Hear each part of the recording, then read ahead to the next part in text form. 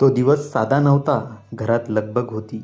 मुलाच्या लग्नाची तयारी, मंगलवाद्यांचा आवाज आणि तेवढ्यात स्वराज्याची हाक आली. तानाजी मालुसरे काहीच बोलले नाहीत. फक्त तलवारीकडे पाहिलं आणि मनाशीच म्हणाले, माझा मुलगा वाट पाहिल पण स्वराज्य नाही. आईच्या डोळ्यात पाणी होतं. बायकोनं ओढणीने डोळे पुसले आणि तानाजी निघाले कदाचित शेवटच्या प्रवासावर.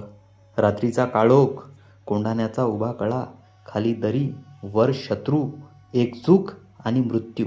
पण तानाजी थांबले नाहीत. प्रत्येक पावलात स्वराज्य होतं, प्रत्येक श्वासात छत्रपती शिवाजी महाराज. तलवारी भिडल्या, रक्त सांडलं आणि अखेर तानाजी मातीवर कोसळले.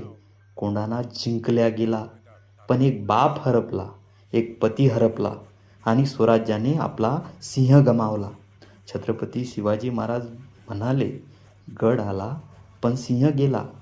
आजही त्या गडावर वारा वाहतो आणि सांगून जातो, बलिदान कधी मरत नाही, ते इतिहास बनतं. गड आला पण सिंह गेला. सिंह परी झुंज त्यान दिली, वार किती झाले छाती बरी. स्वराज्य रक्षण लाखों का पालनहार उस दिन फूट फूट कर रोया था.